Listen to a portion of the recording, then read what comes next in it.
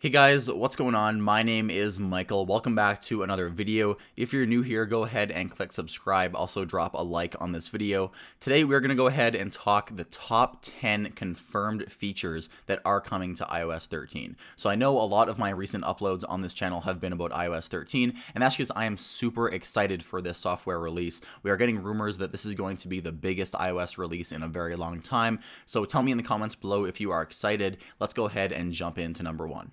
So the first confirmed feature, and this has actually been confirmed with a few leaks, which I'm going to show you in this video also, is photorealism. So photorealism is a version of skeuomorphism, which is a type of design where the elements on screen try to resemble the objects in real life.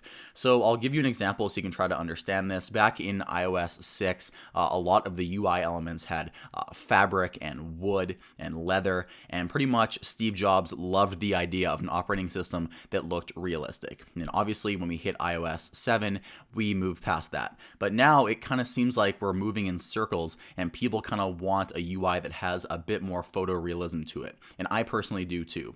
So we have a leak of iOS 13 which actually showed the markup sheet whenever you take a screenshot. And if we look at the markup sheet right now, you can see it looks very flat and dull. But if we look at the one for iOS 13 that just leaked, you can see it looks a lot more realistic. So this definitely is a hint in the right direction that we will be getting more photorealism elements in the UI of iOS 13. Number two is a redesigned volume HUD. So a volume HUD means heads up display if you don't know. And whenever you change the volume on your iPhone, it's super annoying how you get this huge ugly opaque box right in the middle of your screen. It just doesn't make sense. It doesn't make sense with 2019 design standards, and it is about time that Apple got rid of this. So all the rumors are pointing towards the fact that we will be getting a redesigned volume HUD. If Apple doesn't do it, it's going to be very disappointing, but with all the backlash and all the requests from users over the years, I would be very surprised if we don't see that in iOS 13. Number three is a redesigned iPad home screen. Now, I know a lot of users, and myself included, were expecting a completely redesigned home screen even for iPhones. But unfortunately, it doesn't seem like we're going to be getting that big of an update this year just in terms of home screen design. So we will be getting a redesigned home screen on the iPad, just not on the iPhone this year. But what is it going to look like on the iPad? Well, I uploaded a video that showed a really cool concept of iOS 13. If you haven't seen that, I'll link it down below. But pretty much we're getting rumors that the iPad home screen is going to be more like the Mac, where you can place your files on it. It doesn't show every single app icon just on the home screen like it does on the iPhone. So if Apple can kind of start to separate the iPhone version of iOS from the iPad version of iOS, it would really make the iPad into a more pro-like device. Moving on now to number four. It's very small, but every time Apple releases a new version of iOS, I always get super excited. So the new wallpaper. I'm always excited whenever Apple unveils new wallpapers.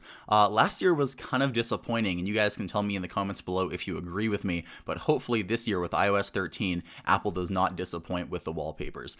This one I have here on my iPhone I think would look really good with iOS 13. If you guys have any wallpapers, you can also link them down below in the description. But that's just a very small one, but something that I look forward to every year is new wallpapers. Number five is a whole new application that Apple is going to call Find. So this actually ended up leaking, and when it leaked, it looks like the name of the application was Find My, but my guess is that's just an internal name that Apple is using, because that doesn't sound like a really catchy name for an application. It kind of sounds choppy and kind of silly in my opinion. So I think Apple is just going to call this application Find, and it's an extension of the Find My iPhone application, and you'll be able to locate your AirPods, your Apple Watch, your iPad, your iPhone, and also there are rumors that Apple will be coming out with a GPS tag that you can attach to any object you own, and you'll also be able to locate any object that you attach that tag onto. So this will be an all-in-one application that allows you to locate your family with Find My Friends, locate your iPhone with Find My iPhone, and also locate any object that you lost with the rumored GPS tag that Apple may be releasing.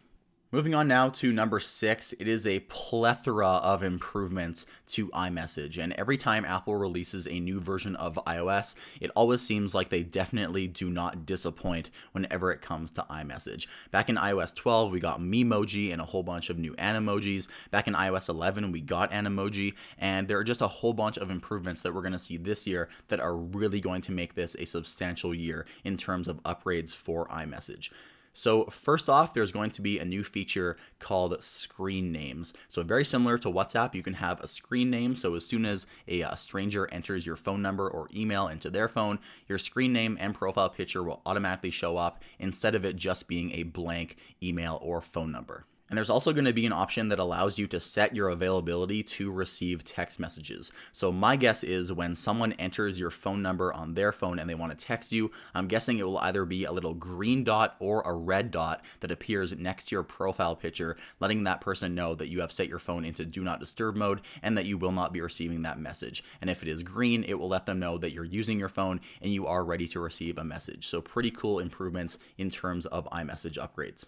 So moving right along to number 7, it is a redesigned reminders app. So this actually ended up leaking with 9to5Mac. They obtained real screenshots of iOS 13 that showed off the reminders application. So finally, Apple is redesigning the reminders application. In my opinion, right now in iOS 12, the reminders app is probably the worst designed application on your iPhone. Out of the box, it is the worst application that you can open. The UI is just horrible. It's not welcoming, and there isn't even a button that lets you create a new reminder. You just have to tap in the application and pretty much guess how the UI works. It's horrible design. I really hope Apple doesn't disappoint with the reminders app redesign. So number 8 is pretty interesting. It is called Sound Health, or whatever Apple is going to call it. So along with a few little UI tweaks here and there inside the Health application, apparently Apple is working on a feature inside the Health application that keeps track of how many decibels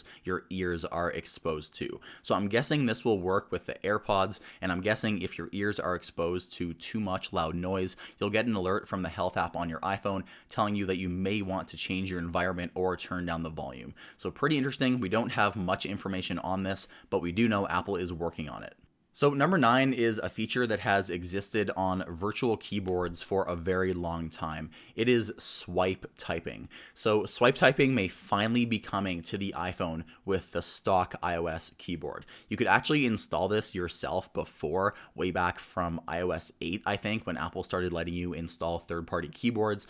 You can go into the App Store right now and download SwiftKey or the Google keyboard, and it lets you swipe type right now. But the problem is, I love Apple's autocorrect. I really don't like the autocorrect of those other applications, but I do like swipe typing. So if Apple could implement swipe typing with their stock iOS keyboard, that would probably be the best scenario. So we have gotten 9 features into the video, and I haven't mentioned one huge feature that is coming to iOS 13. I didn't want to mention it at the beginning because I know a whole bunch of people are sick of hearing this, but dark mode. Dark mode's coming to iOS 13. I have been using dark mode on my Mac with macOS Mojave more recently now, and it just gets me more and more excited for what iOS 13 is going to look like with a dark mode. And with some of the recent leaks we've actually seen, we do have confirmation that iOS 13 is going to be a complete pitch black dark mode. So if you have an OLED phone like the iPhone 10, the iPhone 10s, or the iPhone 10s Max, that means whenever you have dark mode enabled, the phone will actually turn off each individual pixel that is black on your phone, which can save battery. So this is a very, very overhyped feature. I'm still very excited for dark mode, but I read the comments on these videos, and apparently you guys are tired of hearing about it. So I'm not going to blabble on too much about dark mode. I'm excited about it. You can tell me in the comments if you are too. So guys, that pretty much wraps it up. I hope you enjoyed this video. Those were the top 10 confirmed iOS 13 features that you will be able to get in beta format on your iPhone starting this Monday. Thank you guys so much for watching. My name is Michael, and I'll see you in the next video.